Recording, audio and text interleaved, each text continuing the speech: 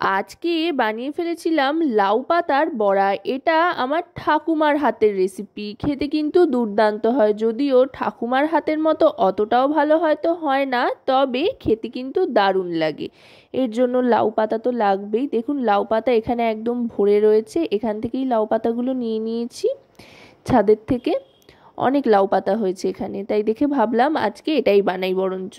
তাই লাউ পাতা নিয়েছি, আর এইদিকে নিয়ে নিয়েছি মুসুর ডাল 1 বাটি পরিমাণে, আর সম পরিমাণে নিয়ে নিয়েছি আতপ চাল। চাল আর ডাল দিয়ে কিন্তু এই রেসিপিটা তৈরি করব। চাল আর ডালটা কিন্তু 2 থেকে 3 ঘন্টা মতো ভিজিয়ে রাখতে হবে। আর যদি সারা রাত চান তো ভিজিয়ে রাখতে পারেন, আর সারা রাত ভিজিয়ে না রাখলে 2 ঘন্টা থেকে 3 ঘন্টা মতো কিন্তু অবশ্যই জলে ভিজিয়ে রাখতে হবে চাল ডালটা একসাথে। এবার এটা ঢাকনা চাপা দিয়ে ভিজিয়ে রাখবো। আমি 3 ঘন্টা মতোই ভিজিয়ে রেখেছিলাম। 3 ঘন্টা বাদে ঢাকনাটা সরিয়ে নিলাম। এবার চাল ডালটা ভালো করে ধুয়ে নিয়ে তারপরে বেটে নেব। চাইলে আপনারা মিক্সার গ্রাইন্ডার ব্যবহার করতেই পারেন, তবে শিলনোড়ায় বেটে নিলে কিন্তু এর মজাটাই আলাদা হয়। তার কারণ কিনা একদম মিহি করে বাটলে কিন্তু চলবে না, একটু আধখ্যাচড়া করে বাটতে হবে, একটু দানা দানা রেখে। তাতে করে কিন্তু অনেক বেশি ক্রিস্পি হবে। এবার বেটে নিচ্ছি রসুন আর লঙ্কা। এবার এই লাউ পাতাগুলো দেখুন, আমি এখানে 10টা মতো লাউ পাতা নিয়ে নিয়েছি। এগুলো পরিষ্কার করে ধুয়ে নিতে হবে।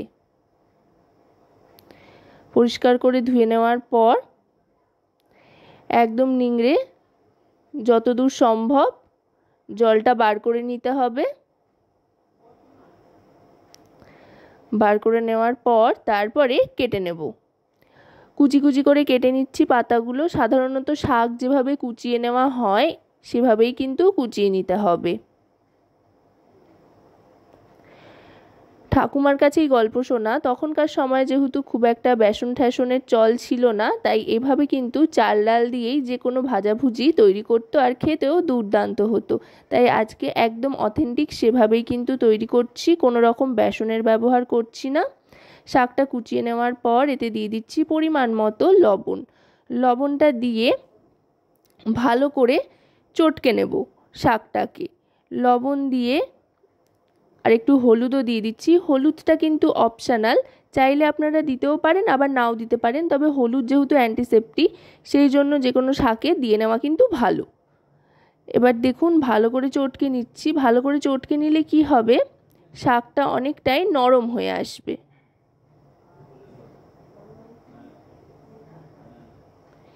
এবার এর মধ্যে দিয়ে দিচ্ছি পেঁয়াজ কুচি। এখানে ছোট সাইজের 2টো পেঁয়াজ স্লাইস করে কুচিয়ে নিয়েছি। আপনারা পেঁয়াজের পরিমাণটা আপনাদের পছন্দ মতো চাইলে কিন্তু কম বেশি করে নিতে পারেন।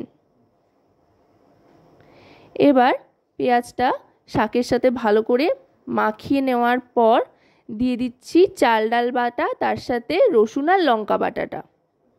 আমি এখানে 4 থেকে 5 কোয়া রসুন নিয়ে নিয়েছি। রসুনের যে ফ্লেভারটা সেটা কিন্তু খুব একটা উগ্র হলে এই বড়াটার ক্ষেত্রে খুব একটা ভালো লাগে না, তাই হালকা একটা রসুনের ফ্লেভার এর মধ্যে থাকলেই বেশি ভালো লাগে। এবার ভালো করে মেখে নিচ্ছি। দেখুন একদম কিন্তু চটকে ভালো করে মেখে নিতে হবে বন্ধুরা, যাতে সমস্তটা খুব সুন্দরভাবে মিশে যায়। মিশিয়ে নেওয়ার পর এবার এর মধ্যে দিয়ে দেব কাশ্মীরি রেড চিলি পাউডার, আর দিয়ে দিচ্ছি স্বাদের জন্য সামান্য চিনি। আপনারা যদি চান তো চিনিটা নাও দিতে পারেন, তবে দিলে কিন্তু মন্দ লাগবে না, বেশ একটা মিষ্টি মিষ্টি ফ্লেভার আসবে। আর দিয়ে দিচ্ছি কালো জিরে। কালো জিরে যে কোনো ভাজাভুজিতে দিলে কিন্তু তার স্বাদ অনেক গুণ বেড়ে যায়, তাই চেষ্টা করবেন কালো জিরেটা দেওয়ার। এবার চিনিটাও দিয়ে দিলাম, দিয়ে আবার একটু ভালো করে মাখিয়ে নেব। মাখাঝোকার কাজ কিন্তু মোটামুটি হয়ে গিয়েছে। এবার যেটা করতে হবে সেটা হলো ভাজতে হবে। ভাজবার জন্য কিন্তু আমি সাদা তেলের ব্যবহার করেছি, আপনারা চাইলে সর্ষের তেলের ব্যবহারও করতে পারেন। সাদা তেল ভালো করে গরম করে নিতে হবে। গরম করে নিয়ে গ্যাসের ফ্লেমটাকে মিডিয়াম টু লোতে রেখে চ্যাপ্টা চ্যাপ্টা বড়ার আকারে দিয়ে দিতে হবে। দিয়ে ভালো করে ভাজতে থাকতে হবে গ্যাসের ফ্লেমটা মিডিয়াম টু লোতে রেখে। যেমন ক্রিস্পি হয় তেমনি কিন্তু টেস্টি হয় এই রেসিপিটি। আশা করব আপনাদের খুবই ভালো লাগবে। রান্নাটি ভালো লাগলে অবশ্যই রান্নাবাটি চ্যানেলটিকে সাবস্ক্রাইব করে লাইক শেয়ার কমেন্টের মাধ্যমে আমাদের পাশে থাকবেন। আর পাশে থাকা বেল আইকনটি অন করে দেবেন সবার আগে সমস্ত রকম রান্নার নোটিফিকেশান পাওয়ার জন্য। আর যদি রেসিপিটি আপনারা আমাদের ফেসবুক পেজ থেকে দেখেন তো অবশ্যই রান্নাবাটি ফেসবুক পেজটিকে ফলো করার অনুরোধ রইল। আপনাদের একটা লাইক কমেন্ট শেয়ার কিন্তু আমাদের অনেক অনেক উৎসাহিত করেন নতুন রান্নার রেসিপি তৈরির জন্য। তো লাইক শেয়ার কমেন্ট করে আর বন্ধুদেরকে অনেক অনেক শেয়ার করে আমাদের পাশে থাকতে ভুলবেন না যেন। দেখুন কথায় কথায় কিন্তু প্রায় ভাজা হয়ে এসছে। আর একটু সময় নিয়ে ভাজলেই কিন্তু মোটামুটি তৈরি হয়ে আসবে। এই রেসিপিটা কিন্তু আপনারা যে কোনো সময়ই বানাতে পারেন। লাউ পাতা মোটামুটি 12 মাসই পাওয়া যায় আর এই সমস্ত উপকরণ কিন্তু বাড়িতেই থাকে। একেবারে সহজ উপায়ে ঘরোয়া পদ্ধতিতে সন্ধেবেলাও চাইলে বানিয়ে মুড়ির সাথে খেতে পারেন কিংবা ডাল ভাতের সাথেও কিন্তু দুপুরবেলা বা রাত্রেবেলা খেতে পারেন। দেখুন এরকম লালচে রং চলে আসলে এবার তুলে নিচ্ছি। এইভাবে আমি 2 থেকে 3 ব্যাচে কিন্তু সমস্ত পকোড়াগুলো বা বড়াগুলো ভেজে নিয়েছি।